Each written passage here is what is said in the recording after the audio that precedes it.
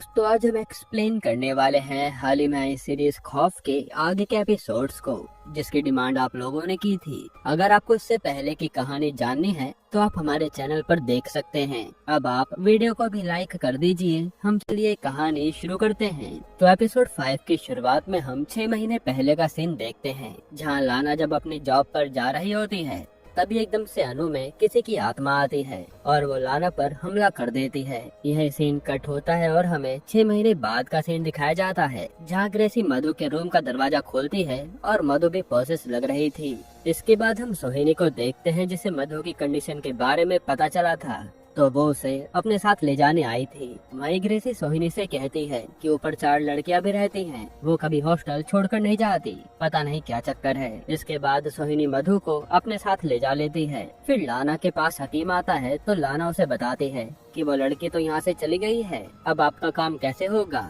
इस पर हकीम कहता है कि आधा काम हो चुका है और बाकी जब वो लड़की वापस आएगी तो उसे दवाई पिला देना, मैं सब देख लूंगा। जिस पर लाना मान जाती है। साथ ही हकीम उससे आत्मा के बारे में पूछता है कि बताओ मुझे किसकी आत्मा है उस कमरे में। तब लाना उसे एक नाम बताती है जो हमें आगे पता चलेगा, यानी कि लाना सब कुछ जानती है। इधर आज मधु का सोहिनी काफी अच्छे से ख्याल रखती है और उसके जख्मों की मरहम पट्टी भी करती है। फिर सोहिनी अपने रूम में जाकर कुछ सोचती है और सीधा ग्रेसी को कॉल करके कहती है कि मैं उन बाकी लड़कियों की मदद करना चाहती हूँ। शायद उन्हें किसी बात का ट्रॉमा है जो मैं दूर कर कर रहूंगी। अब रात को जब सोहिनी की बेटी सो रही होती है तभी उसे ठक ठक की आवाज आती है और जैसे वो नीचे जाकर देखती है तो मधु काफी डरावनी हालत में नीचे घूम रही थी, जिससे सोहिनी की बेटी डर जाती है और तुरंत अपने रूम में भाग जाती है। फिर अगले सुबह जैसे सोहिनी की बेटी जागती है तो देखती है कि मधु एकदम ठीक है और काफी अच्छे से बात भी कर रही है, जिससे सोहिनी के बेटे को कुछ भी समझ नहीं आता। इधर हॉस्टल में सोहिनी आज उन 4 लड़कियों की पूरी स्टोरी सुनती है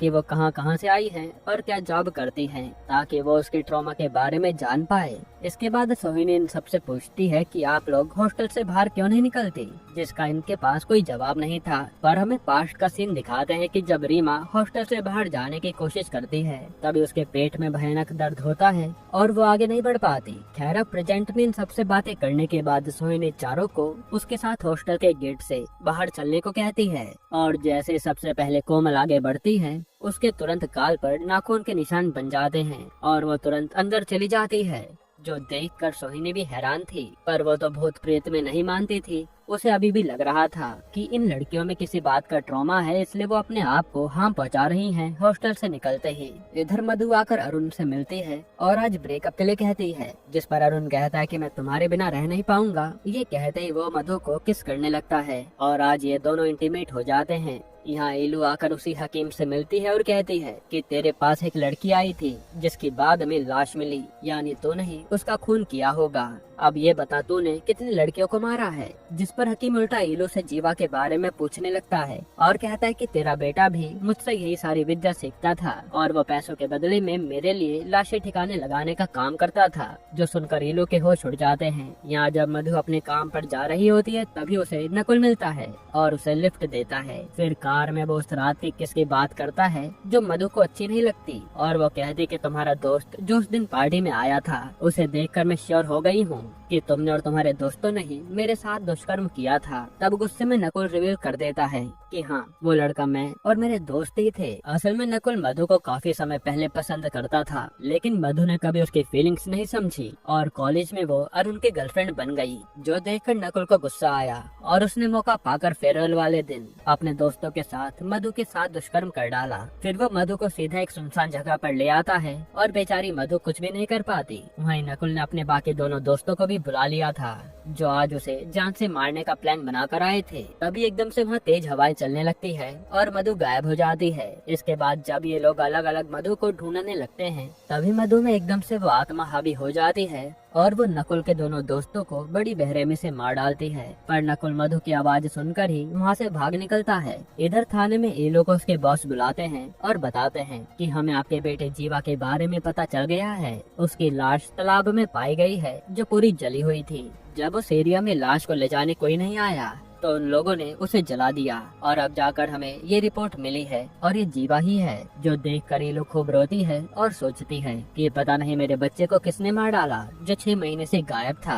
यहीं पर एपिसोड 5 खत्म होता है। एपिसोड 6 के शुरुआत में लाना और बाकी लड़कियां एक साथ होती हैं। तभी उन्हें एक आवाज आती है और जैसे वो दरवाजा खोलकर देखते हैं तो उन्हें मधु दिखती है जो काफी डरावनी लग रही थी। फिर मधु जैसे उनके पास भाग कर आती है तब ये लोग दरवाजा बंद कर देते हैं। हालांकि इन सब की हालत काफी ज्यादा खराब हो गई थी। इधर ग्रेसी ईलू को संभालने उसके घर आई थी जहाँ ईलू कहती है कि मेरे बेटे को जिसने भी मारा है मैं उसे छोड़ूंगी नहीं। फिर ईलू कहते कि जीवा को मैंने आखिरी बार 31 दिसंबर को ही देखा था, उसी के बाद से वो गायब है, पक्का उसी रात उसके साथ कुछ हुआ होगा। तभी इस पर ग्रेसी कहती है कि गलती तो तुम्हारी भी है, तुमने जीवा को सर पर चढ़ा रखा था जब वह बिना बताए निकल गया और आज तुम्हारा ये हाल हो रखा है। ये सुनते ये लोग ग्रेसी पर कुछ फेंक कर मारती है और गुस्से में ग्रेसी वहाँ से चली जाती है। अब अगले सुबह मधु को होश आता है तो उसके साथ कल क्या हुआ उसे ज्यादा कुछ भी याद नहीं था। फिर वो सीधा अरुण को बुलाती है और बातों के दौरान उसे याद आता है कि शायद कल रात उसने उन तीनों लड़कों को मार डाला जिन्होंने उसके साथ दुष्कर्म किया था। ये बात वो अरुण को भी बताती है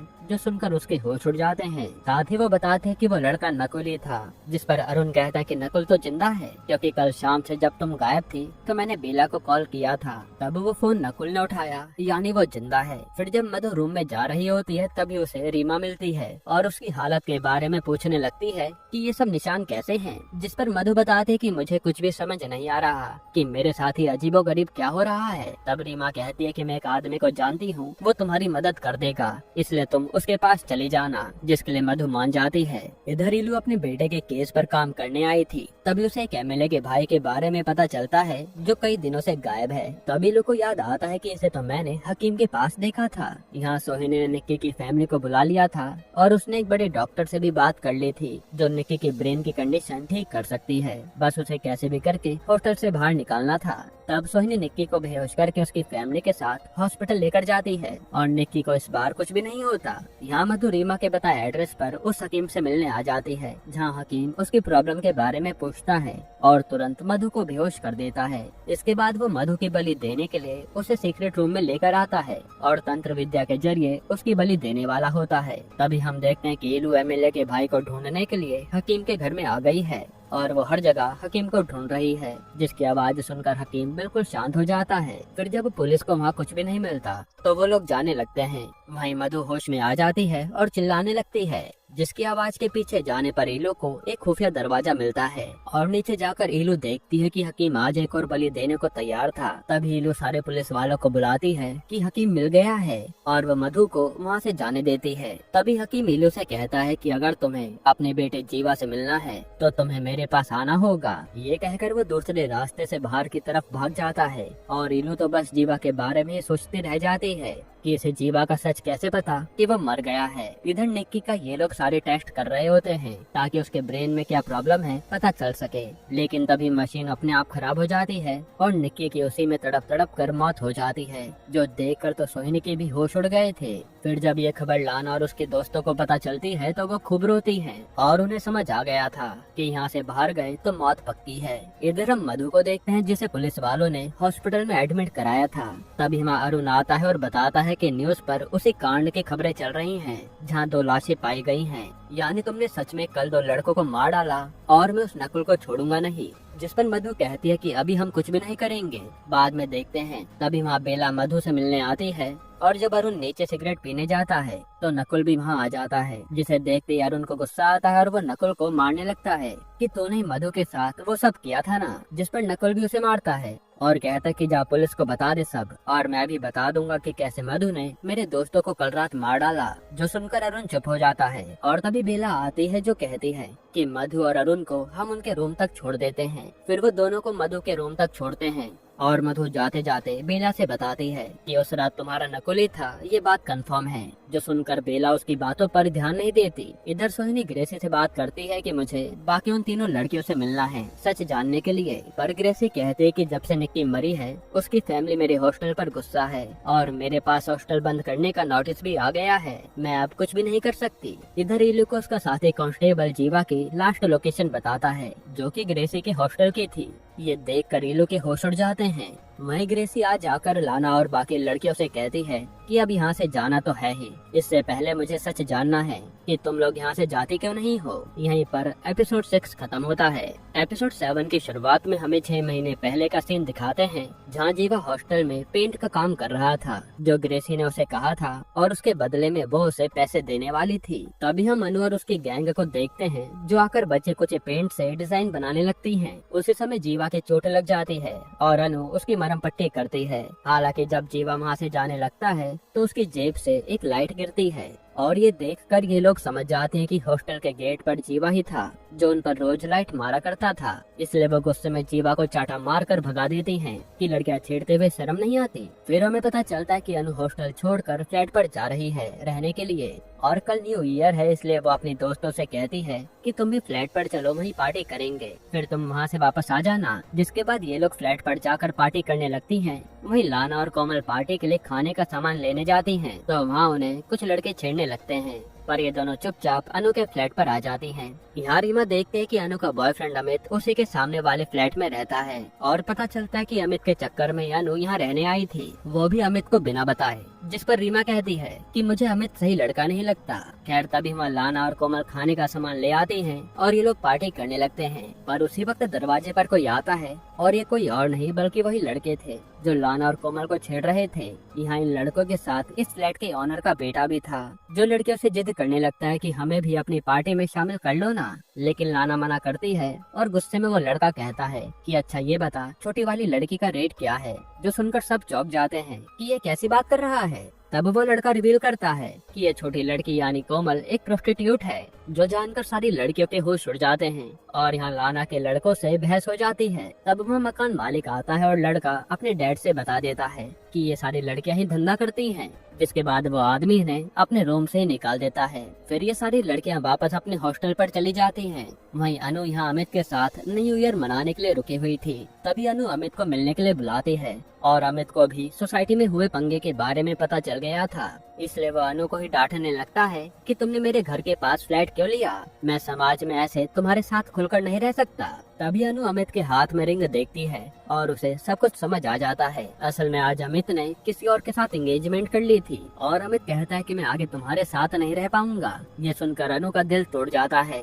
फिर जब अनु वापस हॉस्टल में आ रही होती है तभी पीछे से उस पर कोई बार बार रेड लाइट मार रहा था और ये कोई और नहीं बल्कि जीवा ही था, जिसने काफी ज्यादा ड्रिंक कर रखी थी और वो बस पंगे लेने आया था।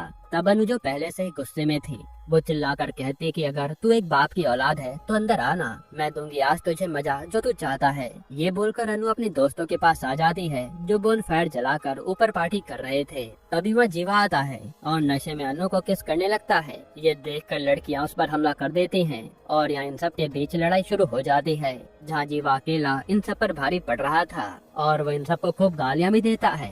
तब निक्की जीवा पर शराब की बोतल फेंक कर मारती है जो वो पार्टी के लिए लाई थी और तभी गुस्से में रीमा बॉनफायर की लकड़ी उस पर देकर मारती है, जिससे जीवा आग में झुलस जाता है। तब ये लोग जल्दी से उसे बुझाते हैं, लेकिन ज्यादा जलने के कारण जीवा की यही मौत हो जाती है और ये देखकर इनके होश उड़ जाते हैं। उसी समय वो देखते हैं कि इलू और ग्रेसी पार्टी खत्म करने के बाद हॉस्टल में आ रहे हैं। तब ये लोग जल्दी से जीवा की लाश को 333 रूम में ले जाते हैं और ग्रेसी और इलू ऊपर आकर देखने लगते हैं कि कौन कौन सी लड़कियां पार्टी कर रही हैं। यहाँ ये लड़कियां जीवा की लाश को वहीं रखे बक्से में डाल देती हैं और पता चलता है कि जीवा तो जिंदा है, लेकिन अब सच सामने आया तो ये लोग फंस जाएंगी, इसलिए वो ऐसे ही उसे उसमें बंद कर देती हैं और जीवा वहीं दम तोड़ देता है। वहीं ग्रेसी और इलो पूरा हॉस्टल घूमने के बाद वहाँ से ग्रेसी के रूम में चली जाती हैं, जिसके बाद हम देखते हैं कि ये लड़कियाँ जीवा की लाश को लेकर नदी में फेंक देती हैं। यानी ये जली हुई आत्मा जीवा की ही है जो अपना बदला लेने आई है। अब प्रेजेंट में इलो सीधा हकीम से मिलने आती है और कहते कि मुझे मेरे बच्चे से बात करनी है। यहीं पर एपिसोड 7 खत्म होता है। एपिसोड 8 की शुरुआत में हमें पास्ट का सीन दिखाते हैं, जब जीवा की मौत के बाद अनु हॉस्टल छोड़कर कहीं जा रही थी। तभी उसे ग्रेसी छोड़ने जाती है, लेकिन थोड़ी दूर आते ही अनु को एकदम से जीवा दिखता है और वो कार से उतरकर भागने लगती है। तभी एक ट्रक उसे उड़ा देता है और उसकी मौत हो जाती है। अब सीन प्रेजेंट में आता है, जहां मधु अब अरुण के साथ थी। तभी मधु एकदम से उठकर कहीं जाने लगती है, जिसे अरुण रोकने की कोशिश करता है कि इतनी रात में कहां जा रही हो, लेकिन मधु उल्टा अरुण को ही मार डालती है, क्योंकि उसमें तो जीवा की आत्मा आ गई थी। वहीं हम हॉस्टल का सीन देखते हैं, जो अब बंद होने वाला था, इसलिए लड़कियों ने हॉस्टल छोड़ दिया था। और अब रीमा, लाना और कोमल फैसला करती हैं कि हम भी हॉस्टल छोड़ देंगे, फिर चाहे हमारी जान ही क्यों ना चली जाए। अब जैसे लाना सबसे पहले आगे बढ़ती है, तभी रीमा के पेट में दर्द शुरू हो जाता है और उसकी डिलीवरी का टाइम आ गया था, इसलिए वो लोग उसे अंदर लेकर जाते हैं। हालांकि हॉस्टल में अभी भी कुछ लड़कियां थी जो रीमा की मदद करती हैं। फिर थोड़ी देर में वहाँ मधु पहुँच जाती है, जिसमें जीवा की आत्मा थी, और वो आते सबसे पहले कुछ लड़कियों को मार डालती है। तब गार्ड और ग्रेसी मिलकर मधु को पकड़ते हैं और किसी तरह से उसे बांध देते हैं, क्योंकि मधु किसी के भी काबू में नहीं आ रही थी। वहीं लाना पर हकीम का फोन आता है, जिसे लाना बताती है कि वो लड़की वापस हॉस्टल में आ गई है, हमें इससे बचा लीजिए। इस पर हकीम कहता है कि जो दवाई मैंने तुम्हें दी थी ना, वो सारी उस लड़की को पिला दो, इससे जीवा लड़की पर पूरा कंट्रोल पा लेगा और मैं आकर उसे अपने साथ ले जा लूंगा, जिससे तुम सबकी जान बच जाएगी। इसके बाद लाना और कोमल डर डर के मधु के पास आते हैं और जबरदस्ती उसे वो दवाई पिलाकर भाग जाते हैं। वहीं ग्रेसी रीमा के लिए एम्बुलेंस बुक करने में बिजी थी, पर कोई भी उसकी मदद के लिए नहीं आ पाता। यहाँ दवाई पीने के बाद तो मधु अपने पास्ट को याद करने लगती है और उसे बार बार जीवा भड़काई जा रहा था। एक तरह से जीवा मधु के ऊपर पूरी तरह से कंट्रोल पाना चाहता था, जो मधु करने ही नहीं दे रही थी। इधर दूसरे रूम में लाना और कोमल मिलकर रीमा की डिलीवरी कर रहे होते हैं, क्योंकि वहाँ कोई हेल्प नहीं आ रही थी। तभी एकदम से वहाँ इलू आती है, जो ग्रेसी पर भड़कने लगती है कि तू जानते थे कि मेरे बेटे के साथ क्या हुआ है, लेकिन तूने मुझे कभी बताया नहीं। जिस पर ग्रेसी कहते कि मुझे भी आज ही सच पता चला है। जिसके बाद इलू सीधा जीवा से मिलने आती है और उससे बात करने की कोशिश करती है। वहीं इलू की कार में ही हकीम भी हॉस्टल तक पहुंच गया था, और जैसे वो ऊपर चढ़ने लगता है तो ग्रेसी गुस्से में हकीम को ही मारने लगती है कि ये सब तो नहीं किया होगा। तब हकीम उल्टा ग्रेसी को मार कर नीचे फेंक देता है और ग्रेसी की मौत हो जाती है। उसी समय रीमा एक बच्चे को जन्म देती है, जिससे लाना और कोमल बहुत खुश हो जाते हैं। तभी हम देखते हैं कि मधु पर जीवा ने पूरी तरह से कंट्रोल पा लिया है और पूरे हॉस्टल पर जीवा का कहर बरस जाता है, जिसके कारण धक्का लगने से इलू एक लकड़ी से टकराती है और वहीं उसकी मौत हो जाती है। फिर एकदम से मधु को होश आता है और यहाँ इलू को मरा देखकर उसे कुछ भी समझ नहीं आता कि ये हुआ क्या। वहीं हम हकीम को देखते हैं, जो काफी बदला बदला लग रहा था, और अब वो हॉस्टल के आदमी को जान से मार डालता है। जिसके बाद वो सीधा लाना, रीमा और कोमल पर हमला करने आ जाता है। तब हमें पता चलता है कि असल में अब जीवा की आत्मा हकीम में आ गई है, जो इन तीनों लड़कियों को मारना चाहता है। तब यहाँ लाना और कोमल हकीम का डट के मुकाबला करती हैं, पर जीवा तो इन सब पर भारी पड़ रहा था। पर उसी समय मधु एक कुल्हाड़ी लेकर आती है और आते ही हकीम का गला उड़ा देती है। यानी अब जीवा का किस्सा ही खत्म हो गया, क्योंकि जिस शरीर को उसने पोजेस किया था वो शरीर ही नहीं रहा। ये देखकर सबकी जान में जान आती है।